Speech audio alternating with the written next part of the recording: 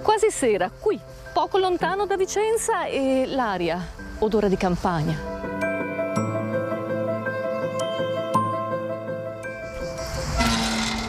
Il cancello della villa che si apre e il fruscio dei passi sulle scale.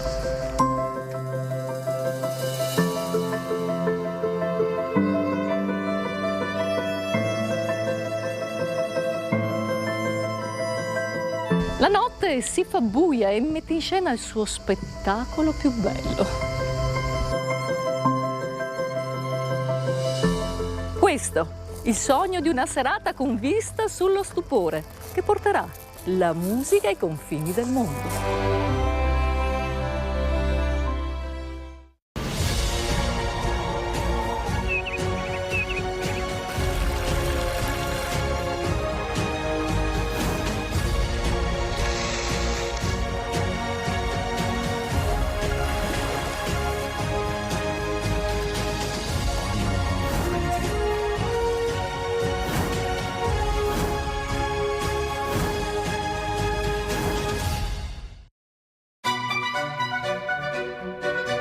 È Villa Cordellina Lombardi, a Montecchio Maggiore, ad accogliere il concerto dell'Orchestra Sinfonica del Veneto, Marco Polo 700, la musica ai confini del mondo, organizzato dalla provincia di Vicenza e da Banca delle Terre Venete, in occasione dell'anniversario dei 700 anni dalla morte di Marco Polo. La manifestazione rientra nella serie di concerti promossi dall'Orchestra Sinfonica del Veneto, in collaborazione con la Regione del Veneto e il Ministero per i Beni e le Attività Culturali, per il cartellone delle iniziative di questo importante anniversario dedicato al viaggiatore veneziano.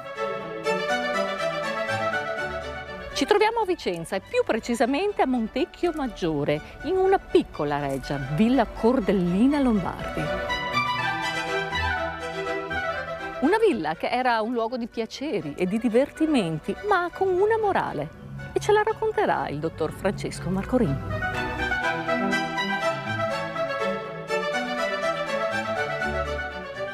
Buonasera dottor. Buonasera Ida, benvenuta. Grazie. Una villa meravigliosa che rispecchia il sogno palladiano. Eh sì, è la più palladiana delle ville vicentine del Settecento. Siamo 2 secoli dopo la morte del grande architetto Andrea Palladio, ma tutti ancora a Vicenza e nel Veneto vogliono vivere da gentiluomini in campagna. Chi commissiona questa villa è un avvocato, è Carlo Cordellina. Eredita una fortuna dallo zio Carlo Molin, che qui aveva una casa, e Carlo Cordellina inizia ad acquistare campi e terreni per mettere in piedi questo sogno. Nel 1735 inizia la costruzione di questa villa ed è un cantiere che durerà fino al 1760. Questo è un luogo che diventa importante subito per le feste, per il divertimento. Eh sì, un centro per la nobiltà vicentina, qui vengono gli amici di Carlo Cordellina, si parla moltissimo delle feste, dei balli, dei concerti fatti qua, però non è tutta una villa dedicata solo a questo, solo alla frivolezza, è una villa che contiene una morale, pone un dubbio e fa uscire i suoi ospiti con una domanda nella mente. Qual è questa domanda? Lo scopriremo all'interno. E allora venite con noi ed entriamo in Villa Cordellina Lombardi.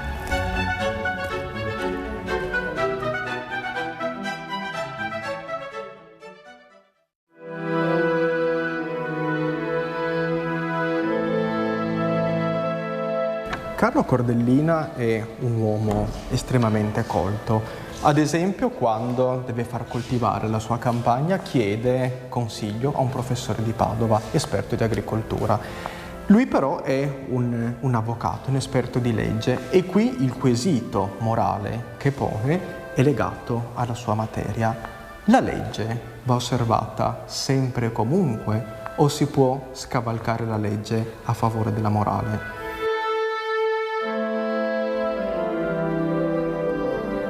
La risposta a questa domanda sta proprio qui, in questa sala. Eh sì, Qui viene chiamato il più grande pittore dell'epoca, Giambattista Tiepolo, da Venezia. Sappiamo che tra l'autunno del 43 e l'estate del 44 affresca queste scene, che sono proprio in risposta sul tema alla domanda. Sono due scene dalla storia antica, la famiglia di Dario davanti ad Alessandro e la continenza di Scipione. La chiave di lettura poi è data dall'allegoria sul soffitto.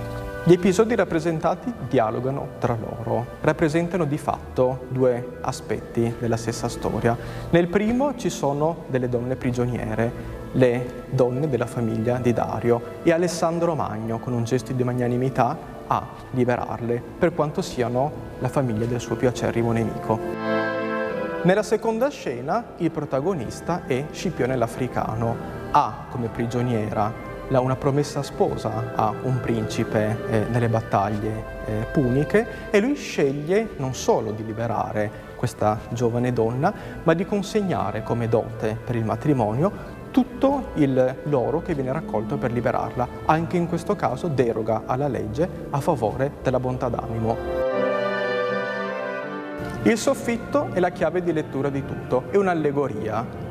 La virtù e la nobiltà d'animo vincono contro l'errore o l'ignoranza.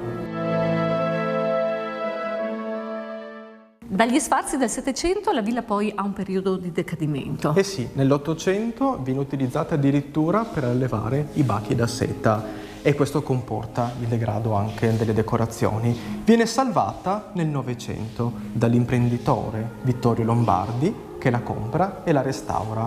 Nel 70 diventerà di proprietà della provincia. Anche al giorno d'oggi però mantiene fede a quello che era il suo spirito settecentesco, la gioiosità, il divertimento, sì, anche al giorno d'oggi. Villa Cordellina è sede di rappresentanza della provincia di Vicenza, sì, ma è forte desiderio della provincia di Vicenza che sempre più possa essere percepita dai vicentini come luogo da vivere nel nome dell'arte e della cultura. Inizia la festa, si apre questa meravigliosa serata qui a Villa Cordellina, che non è altro che la sede della provincia di Vicenza, la sede della provincia di Vicenza, e ne parliamo con la sua vicepresidente Maria Cristina Franco. Buonasera, dottoressa. Buonasera a lei. Questa è la sede istituzionale proprio della provincia di Vicenza, la nostra sede di rappresentanza, una villa meravigliosa che vogliamo far conoscere sempre di più, in primis proprio ai vicentini, oltre che ai turisti. E proprio per questo la provincia ha organizzato un'estate di avvenimenti, di iniziative, di incontri, tutta una serie di momenti di incontro in contesti culturali, in questo pregevolissimo ambiente che, come potete vedere, è una villa incantevole con gli affreschi del Tiepolo, ma che sorge all'interno di un parco altrettanto bello.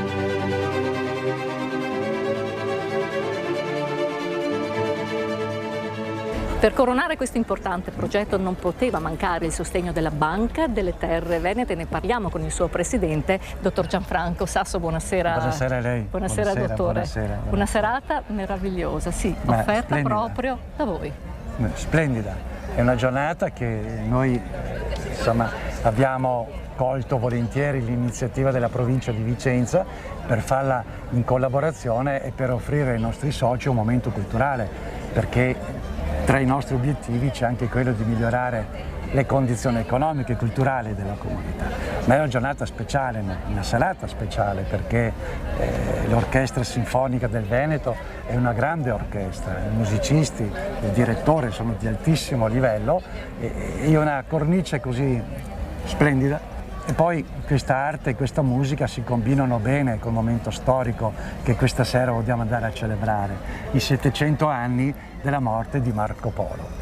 Banca delle Terre Venete, banca presidente del territorio, sì. Ma qual è il vostro segreto? Allora, Banca del Territorio, e vuol dire due cose molto semplici, Banca del Territorio. Significa, primo, che la raccolta che viene fatta nel territorio viene impiegata nel territorio e viene impiegata per l'economia reale. Significa che noi sosteniamo l'industria, le imprese che poi danno lavoro alle famiglie e quindi prima di tutto dobbiamo sostenere l'economia per un paese, perché sia un paese in sviluppo.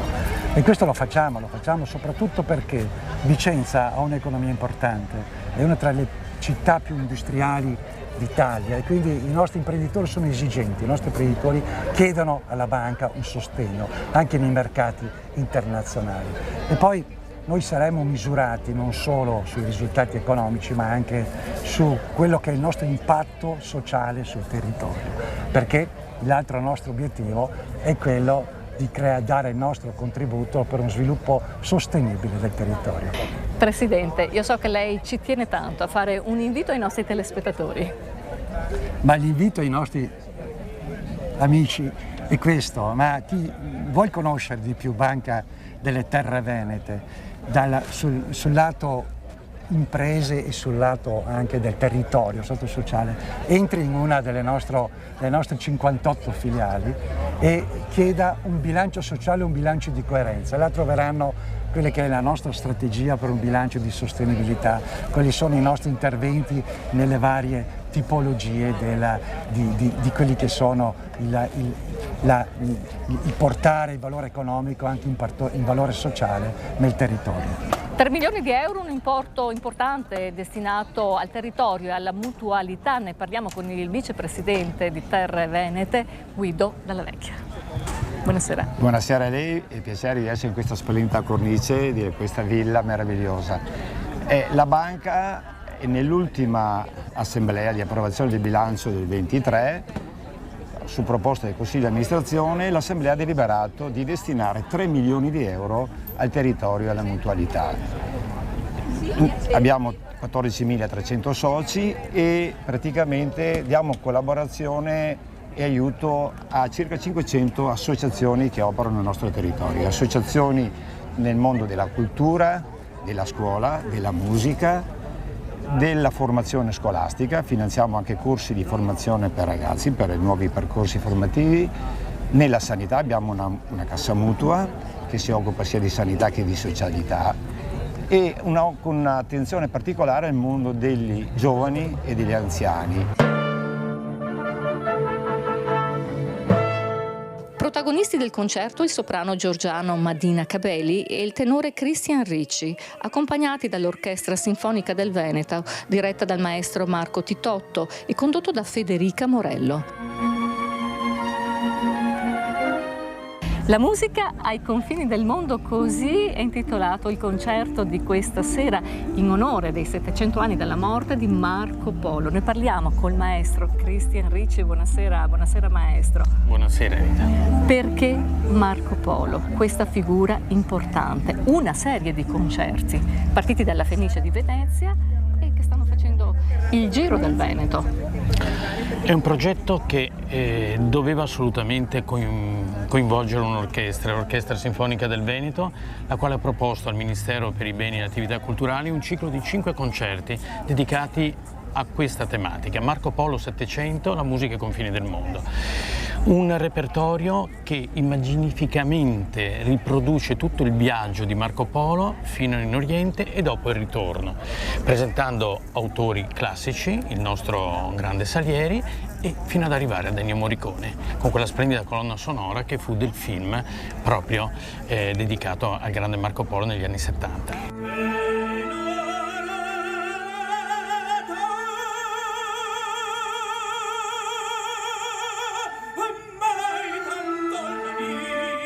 Un'occasione preziosa per diffondere la conoscenza attraente della figura di Marco Polo e delle vicende a lui legate, attraverso la musica operistica e le ambientazioni che hanno preso spunto e ispirazione dai vari racconti di Venezia e dell'Oriente, tra storia, narrazione e poesia.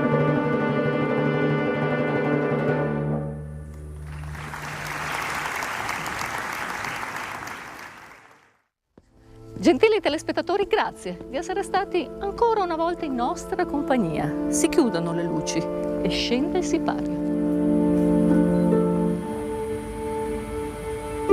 Ora che sta scendendo il buio, la vecchia villa dorme un sonno leggero, pronta per un nuovo giorno e una nuova avventura.